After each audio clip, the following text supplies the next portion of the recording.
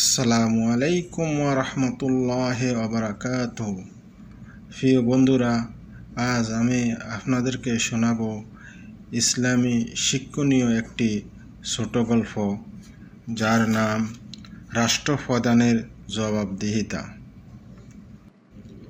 মুহাম্মদ বিন ওবায়দুল্লাহ হতে বর্ণিত, তিনি বলেন, একদা দ্বিতীয় খলিফা হযরত ওমর রাদিয়াল্লাহু তাআলা এর নিকট কিছু কাপড় আসলো।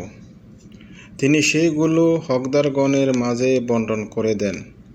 এতে আমাদের সবাই একটি করে কাপড় পেল, কিন্তু তিনি নিজে দুটি কাপড় দিয়ে তৈরি করা একটি পোশাক পরিধান করে খুতবা দিতে মিম্বারে আরোহণ করলেন। কিন্তু শ্রোতাদের অন্যমনস্কতা লক্ষ্য করে তিনি জিজ্ঞেস করলেন, হে লোক সকল, তোমরা কি আমার কথা শ্রবণ করছো না?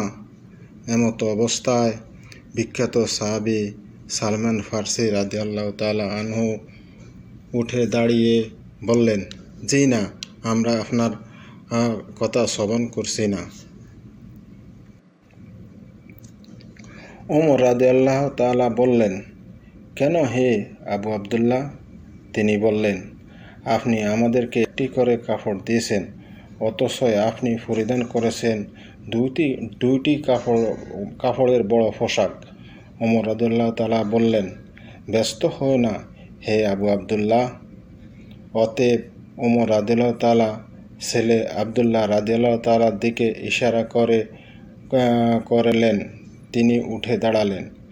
অতএব ওমর রাদিয়াল্লাহু তাআলা বললেন, আমি আল্লাহর কসম করে জিজ্ঞেস করছি, আমার পোশাকের যে অতিরিক্ত কাপড় রয়েছে সেটা কি তোমার নয়?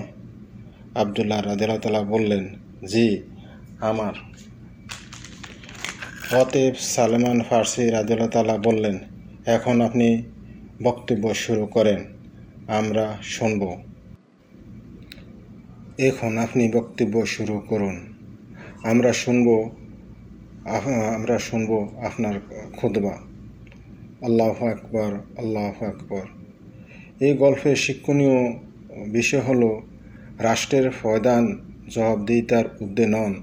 তাকে পরকালে আল্লাহর কাছে তার দায়িত্বের সম্পর্কে জবাবদিহি করতে হবে, তেমনি দুনিয়াতেও তিনি জনগণের কাছে দায়বদ্ধ থাকবেন।